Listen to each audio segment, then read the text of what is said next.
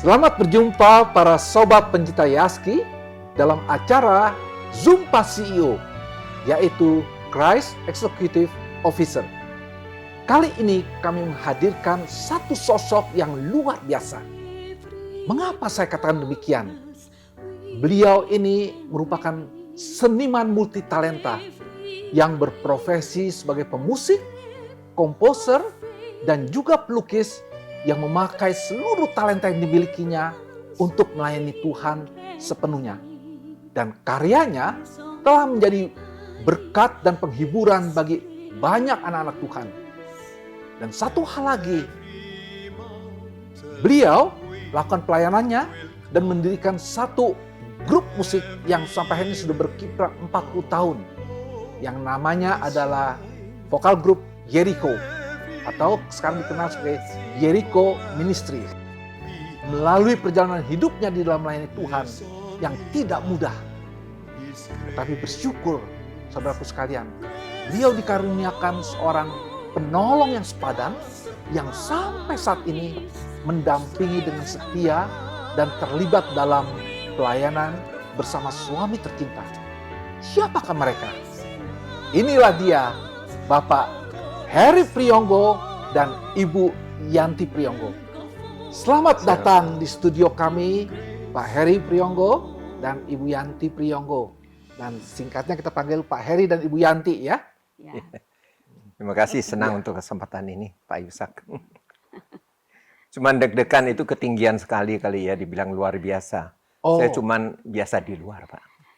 Terus, Apalagi? Jericho Ministry itu sudah 43 tahun.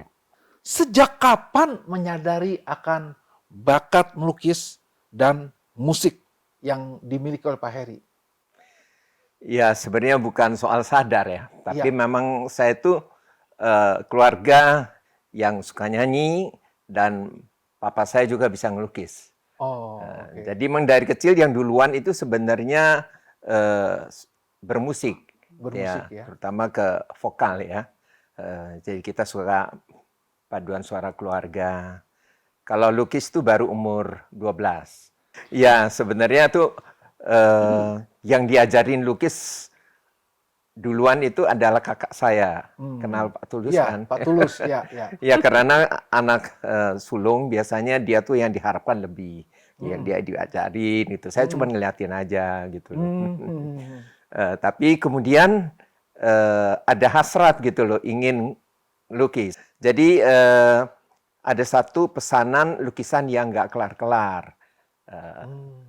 Yang sebenarnya tugas dari papa gitu ya.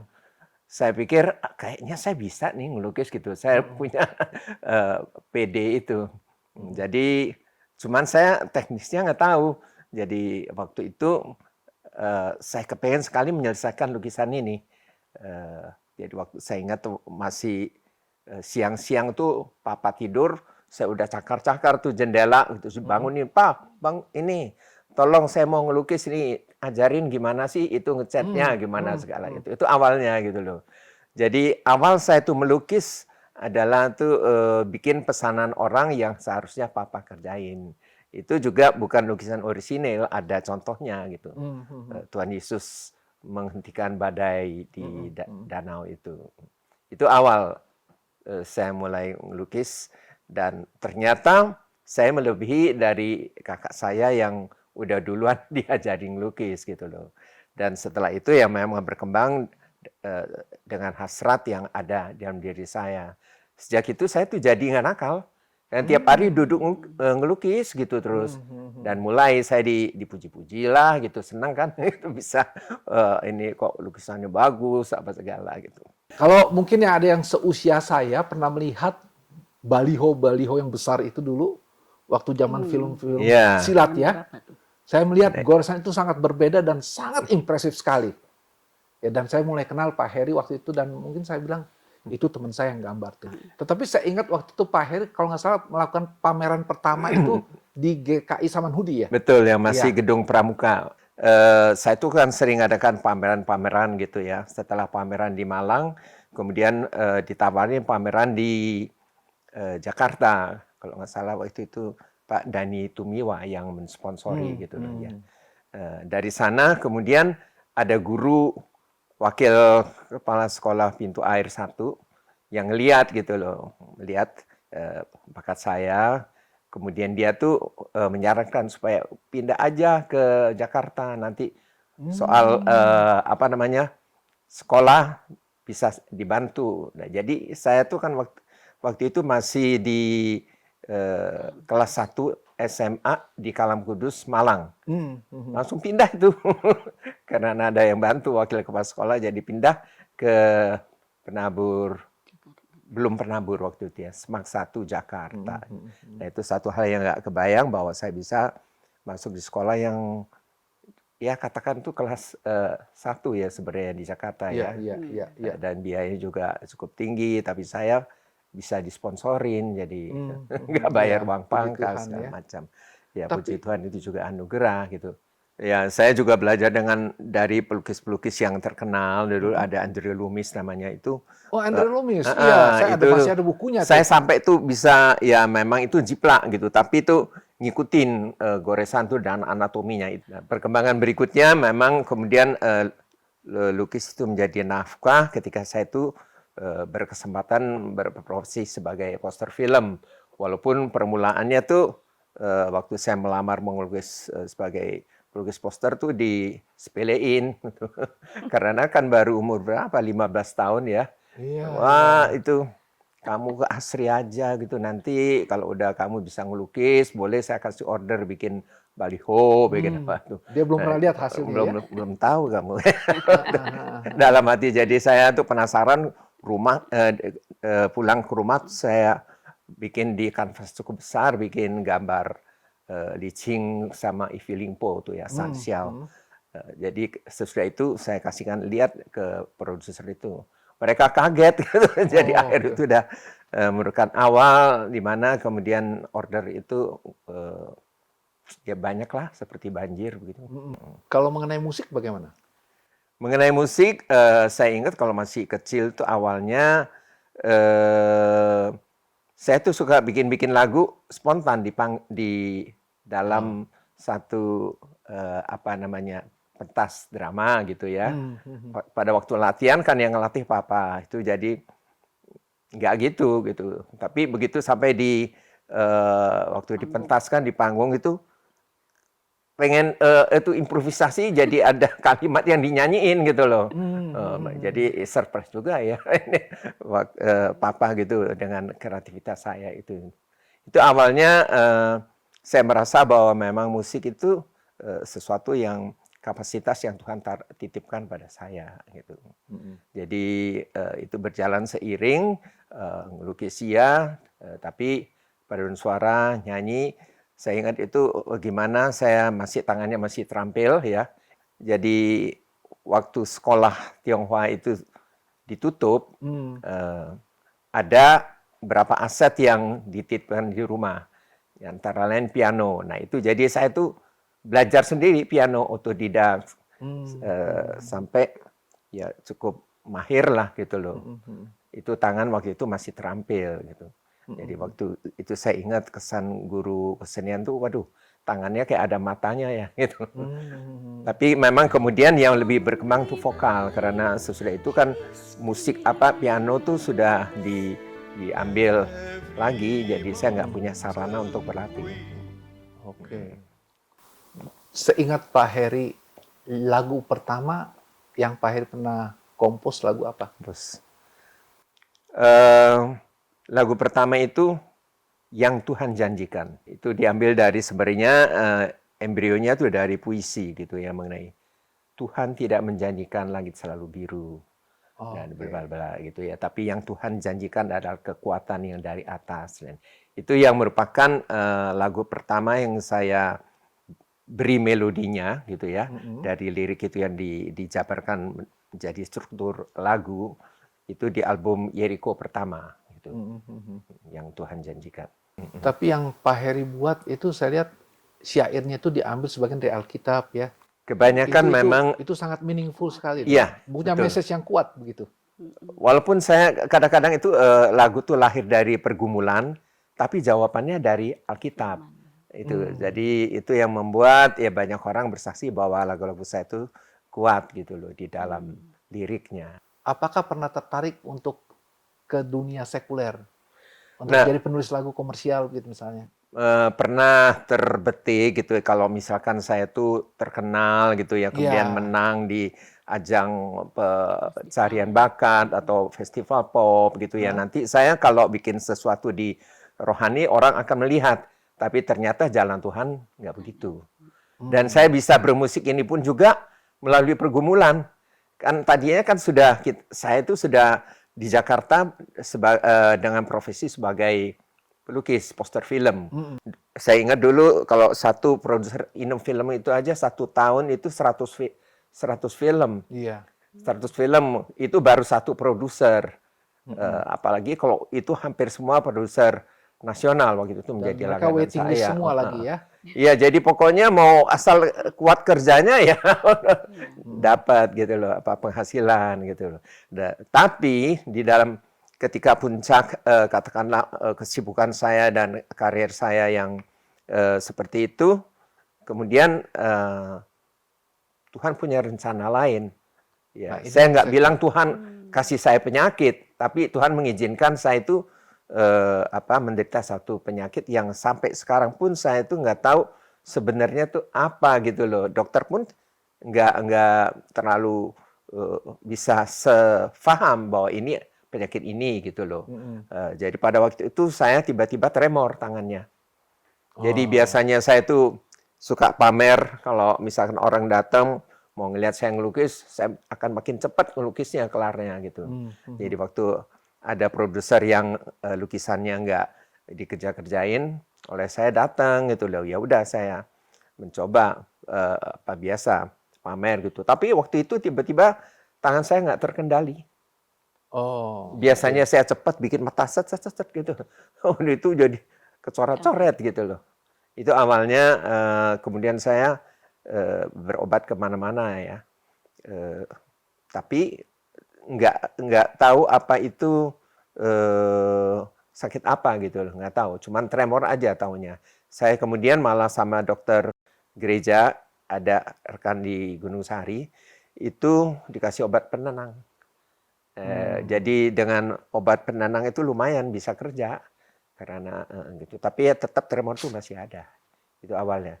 Jadi saya itu sebenarnya mau cerita dengan adanya kemudian kesulitan saya di sini kan hasrat untuk menyelesaikan pekerjaan yang banyak itu sudah menurun sekali. Seiring dengan perubahan teknologi, nggak lagi mengandalkan lukis, fotografi. Jalan untuk benar-benar maksimal di poster film itu seakan ditutup, tapi kemudian diarahkan ke kapasitas seni lain yang Tuhan juga titipkan pada saya itu musik gitu loh. Musik lebih ke musik vokal karena saya tangan sudah nggak terampil. Kebetulan bukan kebetulan, Tuhan ternyata sudah persiapkan saya sejak kecil untuk bisa menulis notasi gitu loh. Bisa membaca notasi dan bisa menuliskan gitu. Itu modal gitu loh. Pada waktu kemudian mau bikin satu karya, membuat aransemen, saya tuh bisa membuat notasi. Biasanya kan vokal grup itu kan feeling gitu ya, nyanyi gitu. Suara satu, kemudian satu, nanti yang lain ngambil di atas teks, di atasnya ada yang di bawahnya. Tapi kalau Jericho itu beda, semuanya teraransemen gitu loh. Sudah ada saut-sautan dan macam-macam gitu. Jadi itu yang kemudian lahirlah vokal grup Jericho awalnya dari GKI Gunung Sari itu. Ya justru pada waktu saya mengalami pergumulan ini. Di situ ya. Saya akhirnya udah berserah dan menyadari masa depan saya ini akan bisa berjalan kalau memang ada anugerah dari Tuhan gitu loh. Jadi itu yang kalau saya mau kilas balik merupakan satu titik balik saya benar-benar menyerahkan hidup saya itu pada Tuhan untuk Dia yang mengarahkan. Tuhan maunya apa dari diri saya untuk saya kerjakan itu aja. Ya, pemirsa kita lihat ya Pak Heri di tengah banjirnya order untuk mendapatkan income yang lebih besar, tetapi Tuhan punya rencana lain dalam hidupnya untuk membuat sesuatu yang lebih besar lagi untuk menjadi berkat bagi banyak orang. Dan disitulah lahir karya-karya beliau ya, dan menghidupkan semua talenta musik yang dimiliki. Menceritakan bagaimana kisah pertemuan Pak Heri dengan Ibu Yanti. Nah itu, Dari musik juga. masih ingat nggak gimana? Kan ada wadah Jericho tadi sudah Ya, sampai di situ. Ya, Jericho tuh selalu mencari bibit baru gitu. Ya. Apalagi ketika sudah merambah bukan hanya vokal ya, tetapi menggabungkan dengan ekspresi gerak, tari. Jadi kita audisi orang-orang yang dari waktu itu dari Gereja GKI Gunung Sahari. Ya, kemudian juga dari luar ada salah satu yang diaudisi ini, yang sekarang jadi istri saya gitu. Dan tapi itu bukan tujuannya untuk sekaligus untuk seleksi calon istri gitu, enggak kan ya? Nah itu baru bertumbuhnya ya memang ada tiba-tiba ada rasanya jangan-jangan ini pasangan saya gitu, ada gitu loh. Saya baru cerita, kamu tahu nggak? Nggak tahu ya. Jadi ketemunya di Jericho. Ya, sesuai dengan firman Tuhan, istri itu penolong. Jadi yang namanya penolong, dia tuh mesti kuat. Betul. Gitu loh. Dan memang ternyata begitulah yang Tuhan kasih kepada saya. Walaupun awalnya saya tuh rada takut loh dengan wanita yang kuat-kuat itu.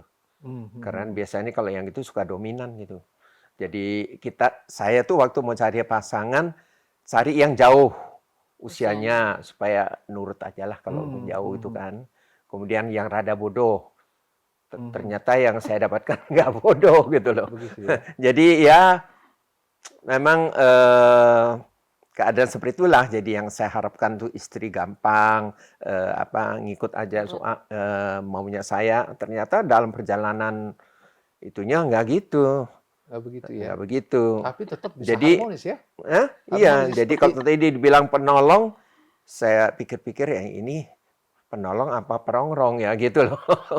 Tapi enggak lah, enggak sampai di situ. Itu jadi ibaratnya besi menajamkan besi gitu loh. Ya. Jadi sebenarnya memang tidak ada kan pasangan yang pacar yang itu benar-benar pas, semuanya cocok bagi pasangannya gitu.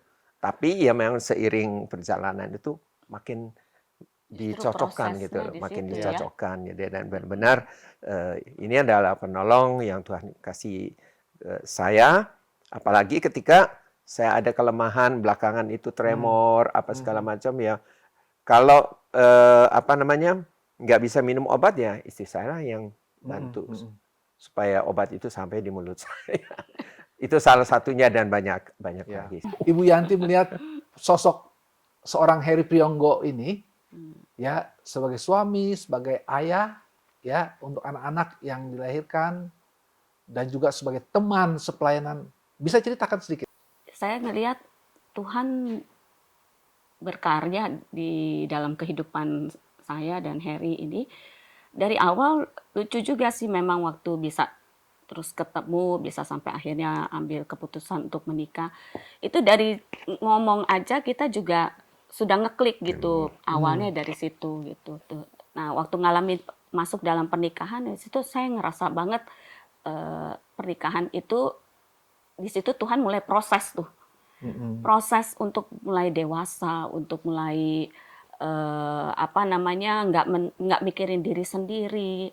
Karena kan konflik dengan usia yang cukup jauh dan terus karakter Heri yang juga cukup keras gitu, itu nggak gampang.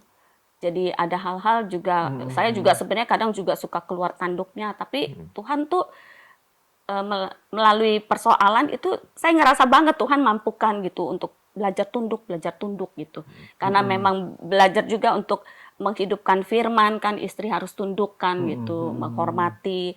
Dan itu saya ngerasa banget itu semua campur tangan Tuhan gitu. Tuhan taruh firman-Nya dan Tuhan mampukan saya untuk menghidupkan firman-Nya gitu. Sampai hari ini namanya konflik pasti ada. Anak saya itu saksi ngelihat bagaimana kita suami istri, orang tua, bahkan sampai tua aja masih bisa berantem gitu. Tapi tetap ada Tuhan yang selalu menyertai dan itu yang Tetap memampukan. kembali ke firman. Iya, gitu kembali ya, ke akhirnya, firman. ya. Walaupun Itu- memang kadang-kadang Mm-mm. dia tuh pernah konseling ke hamba Tuhan loh, waktu yang dia mengalami pengen divorce itu. Mm-mm. Malahan dianjurin, ya udah kalau udah nggak cocok gimana itu. Iya, kan kamu yang Malah ngalamin kan. Iya, Kalau malah nggak bukan kuat. dianjurin supaya bertahan. Iya. Jadi kalau kita nggak kembali ke firman ya udah Iya. kita udah nggak ketolong gitu. Itu sih. Kita percaya saudara-saudara yang kasih Tuhan, Pak Heri dan Ibu Yanti, betul kehidupan pernikahan, kehidupan di tengah itu membesarkan anak yang ada, itu juga banyak up and down ya.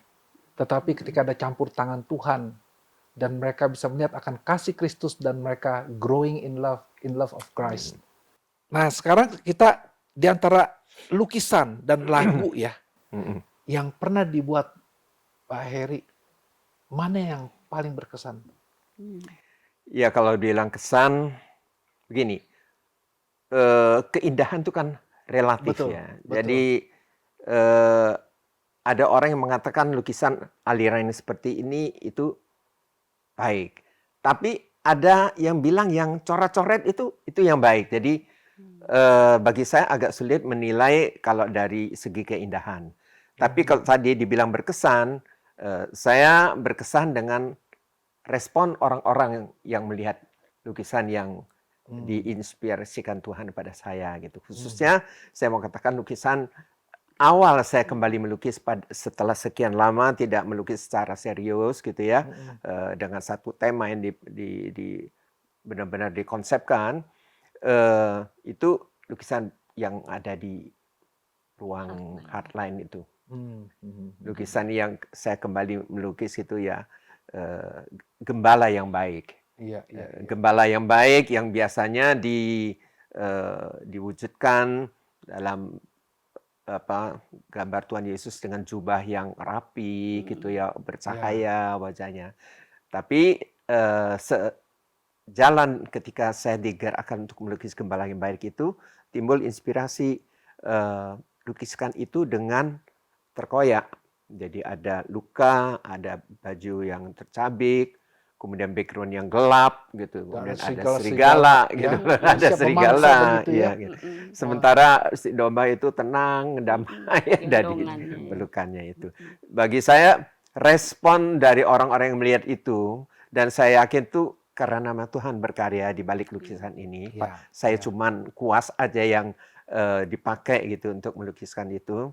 Jadi itu banyak sekali yang bersaksi bahwa mengatakan bahwa domba yang di dalam pelukannya itu adalah saya katanya. Hampir berapa banyak ya yang termasuk saya sendiri juga sebenarnya kesaksian saya itulah gitu ya. Jadi domba yang nakal yang pernah entah kemana gitu ya. Tapi Tuhan dengan kasih-Nya selalu membawa kita pulang gitu ya. Sekalipun harus berkorban dengan tercabik. Itu memang satu hal yang dari sekian banyak lukisan itu yang jadi lukisan yang berkesan bagi saya.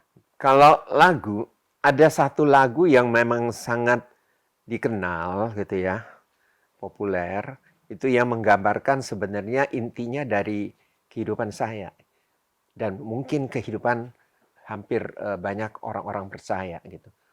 Disadari atau tidak tuh ada tangan Tuhan yang memimpin, mengarahkan, menopang itu ya, memurnikan, memproses umatnya gitu, termasuk saya. Jadi judulnya Tangan Tuhan. Tangan Tuhan, tapi oleh beberapa produser waktu dirilis, antara lain yang dinyanyikan Maria Shandy segala diganti Pelangi Kasih. Walaupun ada kata pelangi kasihnya di bagian ending itu, tapi saya kasih judul Tangan Tuhan untuk menekankan ini adalah tentang proses. Tangan Tuhan sedang merendam suatu karya yang agung mulia, saatnya kan tiba nanti kau lihat pelangi kasih-Nya.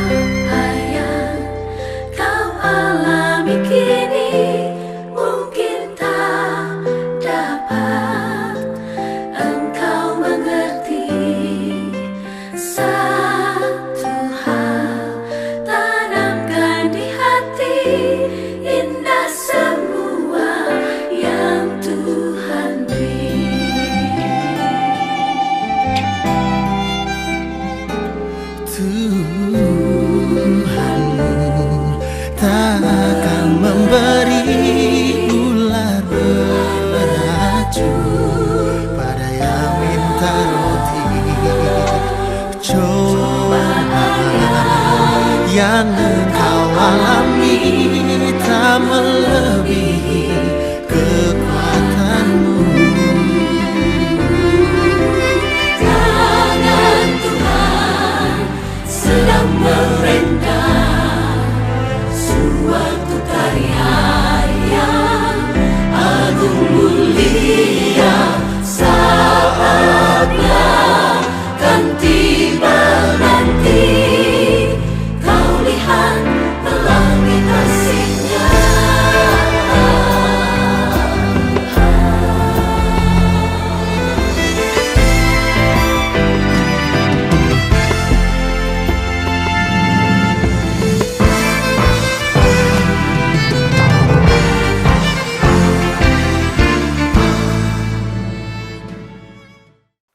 Bukan Pernah begitu. terpikir nggak untuk meninggalkan Tuhan? Bukan begitu. Ya ada. Tapi lebih parahnya lagi, saya tuh mengancam Tuhan. Oh, iya, iya. Jadi Ini ibaratnya berarti begini. hubungan udah deket dong. Kalau anak berani ngancam orang tua tuh berarti hubungan dekat gitu. Belum Mul- terlalu kenal. Udah sangat kenal gitu ya. Karena kadang-kadang kita nggak ngerti ya, Tuhan kok kasih begini, begitu ya. Waktu kena itu tremor atau gimana? Itu salah satu. Kan ada pergumulan lain yang juga yang mungkin dalam kesempatan ini nggak bisa dibahas. Tapi salah satu doa sepanjang yang hampir sebagian besar hidup saya juga itu mengenai tremor itu. Nah itu, jadi karena saya merasa kok doa saya nggak dijawab. Atau mungkin Pak, sebenarnya doa itu saya dijawab belum atau tidak gitu. Tapi pada waktu itu saya tuh jadi ya diceritanya begini, saya tuh dengan tremor itu kan minum obat penenang. Obat penenang, tapi seiring itu saya pergi ke berbagai persekutuan, kesembuhan, healing movement begitu, untuk dapat kesembuhan. Nah di sana saya malah dikecewakan karena mereka tuh bilang asal percaya pasti sembuh. Kamu nggak sembuh karena kamu nggak percaya sih.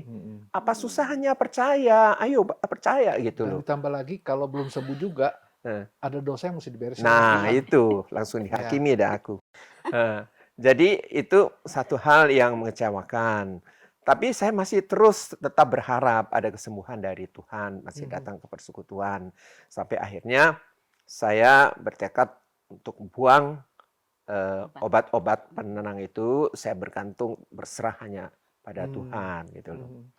Perlahan-lahan memang saya bisa mengatasi keadaan itu dan kembali mulai aktif di gereja dan terus lahirlah yang Yeriko tadi.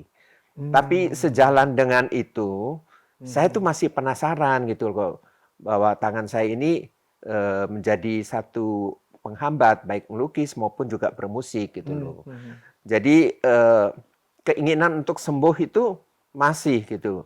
Jadi saya tuh berdoa kepada Tuhan, bahkan sebenarnya seperti tadi saya katakan sebenarnya lebih berupa pemaksaan. Pemaksaan. Tuhan, kalau memang Tuhan ada, kalau Tuhan memang mengasihi saya, kalau memang Tuhan berkuasa, coba tunjukkan. Masa sih tremor ini cuma begini nggak bisa sembuhin? Kalau misalkan saya nggak sembuh, saya berdoa nggak sembuh, saya mau tinggalin Tuhan. Tapi apakah saya terus ninggalin Tuhan sesuai dengan ancaman saya pada Tuhan? Ternyata memang Tuhan tidak melepaskan saya. Bukan saya yang memegang tangan Tuhan, Tuhan yang memegang tangan saya. Jadi anugerah untuk saya percaya pada Tuhan itu tetap ada. Karena memang iman kita kepada Tuhan itu bukan bisa-bisanya kita mau percaya. Tapi Tuhan masih taruh iman itu di dalam hati kita untuk percaya, ada pengharapan dalam Tuhan bahwa Tuhan itu adalah Bapa yang mengasihi gitu. Ini sangat menyentuh sekali ya Pak Heri. Dan saya percaya setiap orang pernah melewati masa-masa sulit seperti ini. Tetapi saat ini belajar melihat bagaimana seorang Heri Priyonggo yang walaupun itu terlontar dari mulutnya, tetapi sesungguhnya dalam hatinya dia tetap percaya Tuhan adalah Allah dan Juru Selamatnya. Dengan apa yang disampaikan tadi, lalu meninggalkan Tuhan, misalnya benar-benar melepaskan Tuhan. Kira-kira akan jadi seperti apa seorang Heri Priyonggo ini? Jadi saya sempat sudah daripada hidup begini, saya udah capek gitu ya. Saya pengen bunuh diri aja, pengen ninggalin semua itu. Tapi satu hal yang membuat saya bisa bertahan tidak melakukan itu karena saya percaya setelah kematian ada kehidupan lagi yang panjang yang tidak terbatas waktunya selamanya. Betul. Kehidupan yang seperti apa yang menanti saya kalau saya bunuh diri? Itu yang membuat saya enggak jadi bunuh diri. Karena saya masih percaya ada neraka. Itu yang membuat saya tuh kalau saya menderita menderitanya di dunia ini itu masih ada batasnya. Tapi setelah itu, setelah kehidupan di dunia ini itu tidak ada batasnya. Nah, di mana dalam pergumulan itu peran Ibu Yanti yang Ibu Yanti jalankan? Saat itu ya Harry maunya udah nggak kuat mau mati gitu. Itu aku lagi lakukan aktivitas, lagi masak apa. Ya, tapi Tuhan nggak tahu, kayak dengar suara Tuhan tuh, Tuhan bilang tinggalin itu semua, temenin suami kamu, dampingin gitu. Terus ya kita ke kamar gitu. Harry bilang ke saya, tolong deh kamu doain aku gitu. Aduh, kaget juga karena saya juga rasa kayak lagi capek badan, apa lagi kayak nggak prepare, nggak siap mau doain gimana gitu. Tapi ya itu Roh Kudus tuntun tuh tetap tolong gitu. Sampai akhirnya aku juga belum kepikir mau doa gimana. Justru Roh Kudus tuntunnya nyanyi, sembah aku, puji Tuhan, memuji aku gitu, menyembah. Jadi aku ambil gitar kasih ke dia. Udah, yuk kamu nyanyi, kamu main lagu apa aja gitu. Gua nggak bisa, dia bilang, saya nggak bisa main gitar katanya. Enggak, kamu main aja, terserah mau main apa gitu. Saya bilang, nah, itu saya rasa banget itu Tuhan tuntun lagu dia, kita nyanyiin lagu dia yang saya pujian. Saya pujian, mengepaklah bahwa aku terbang, mengatasi badai dalam hidupku. Nah, kita nyanyi lagu itu pun juga karena jarang dinyanyiin, saya juga lupa-lupa. Tapi terus nyanyi, pokoknya nyanyi terus sampai kita ngerasain banget saat itu ada sesuatu yang kuasa yang membuat kayak plong gitu, kayak lepas. Dan dia mulai bisa nyanyi. Tadinya udah nggak bisa nyanyi, main gitar juga masih main gitar juga udah nggak tahu deh saya. Pokoknya kita nyanyi terus fokus aja gitu. Sampai akhirnya dia ngalamin tuh, kita ngelihat kuasa Tuhan, dia ngalamin kelepasan. Bisa seperti itu. Dan lagu itu yang kita takjubnya itu kok bisa isinya sesuai dengan pergumulan yang dia saat itu alamin dan dia perlukan saat itu gitu. Sampai saya tanya, kamu kok bisa ya bikin lagu itu? Tahunnya dia ngalamin itu belum lama kan, tahun kapan? Lagu itu sementara udah lama sekali, tahun 2005 ya. Jadi saya bilang, kamu kok bisa bikin lagu itu gimana? Gak tahu ya, pokoknya aku bikin aja. Ya itu kita jadi percaya, oh itu Roh Kudus inspirasi. Seperti dipersiapkan untuk satu saat pun dia akan mengalami berkat melalui lagu itu. Gak perlu pakai cara yang spektakuler ya, yang sederhana. Pujian yang benar-benar dibuat waktu itu dengan campur tangan Tuhan, amin. Dan itu kita kembali Tuhan pakai luar biasa. Kira-kira kalau Pak Harry diberi umur sampai 80 tahun, mungkin 90 tahun, ya, kira-kira apa yang akan Anda lakukan di usia lanjut? Bentuknya secara mendetail saya nggak bisa bilang. Betul. Karena keadaan saya juga akan sesuai usia akan berubah. Tapi intinya saya mau melakukan apa yang Tuhan suruh saya untuk melakukannya. Nah, terakhir Pak Harry, kira-kira Pak Harry nanti di dalam kehidupan ini mau dikenal sebagai siapa? Saya mau dikenang sebagai orang yang dikasih Tuhan dan mengasihi Tuhan. Ya, dan itu akan diekspresikan lewat lagu, ya, dan lewat lukisannya. Lewat apa aja yang saya bisa mengekspresikannya. Para pemirsa sekalian, kita sudah dengar begitu banyak ya dari Pak Harry dan Ibu Yanti. Saya percaya pengalaman yang beliau alami juga pernah kita alami. Tapi biarlah kita berkaca pada hari ini dengan apa yang beliau alami itu, bagaimana campur tangan Tuhan. Dan Tuhan tidak pernah meninggalkan anak-anaknya. Amen. Apakah ada yang mau disampaikan kepada pemirsa kita? Jaga relasi yang intim dengan Tuhan. Sebab dari sana kita tahu apa yang harus kita lakukan di dalam kesempatan hidup yang Tuhan berikan. Baik, Ibu Yanti mungkin? Kalau saya, ya setiap kita jangan takut kalau dalam hidup ini kita mengalami masalah atau problem, karena itu adalah anak-anak tangga yang Tuhan pakai untuk kita semakin tinggi, semakin masuk di dalam level di mana Tuhan mau kita ada di situ gitu. Kalau kita nggak lewatin itu, kita akan terus ada stuck di tempat di bawah gitu. Tapi Tuhan mau kita terus makin mengenal, hidup semakin bertambah di dalam Dia, dalam kepenuhan Dia. Nah, itu harus lewatin itu semua gitu. Jadi jangan takut dengan masalah. Karena saya bisa ngomong gini karena dulu saya takut masalah. Tapi sekarang waktu saya menjalani sudah ya berpuluh-puluh tahun ini, malah melihat masalah itu adalah kesempatan untuk kita mengalami lompatan iman lebih lagi dari sebelumnya. Baik, demikian para pemirsa sekalian, sampai di sini dulu perjumpaan kita, dan terima kasih kepada Pak Heri dan Ibu Yanti. Saya percaya kita semua mendapat banyak berkat melalui kesaksian mereka. Sampai bertemu kembali dalam acara Zumpa CEO berikutnya. Doa saya bagi sobat sekalian, di dalam menjalankan kehidupan yang penuh tantangan dan pencobaan, yang mungkin sampai menguras banyak air mata, marilah kita tetap bersandar dan berharap sepenuhnya pada Tuhan sebagai sumber kekuatan, pertolongan, dan penghiburan satu-satunya dalam hidup kita. Biarlah Roh Kudus senantiasa mengingatkan akan kebenaran firman Tuhan. Salah satunya dari Filipi 4 ayat 13. Segala perkara dapat kutanggung di dalam Dia yang memberi kekuatan padaku. Amin. Terlebih penting lagi, terus melayani dengan penuh sukacita dan damai sejahtera yang Tuhan berikan. Sehingga dalam keadaan apapun juga, hidup kita boleh terus menjadi berkat dan kesaksian yang memuliakan nama Tuhan. Amin. Tuhan memberkati. Tuhan memberkati. Tuhan memberkati.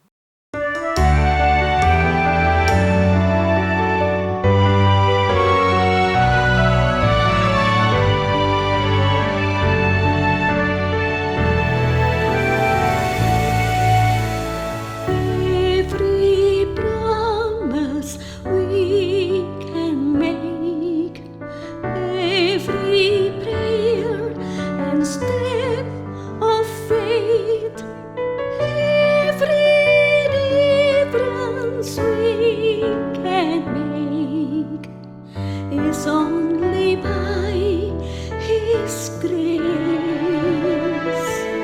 Every mountain we will climb, every ray of hope we shine, every blessing left behind is only by His grace. Grace alone, which God supplies, strength unknown He will provide. Christ in us, our cornerstone, we will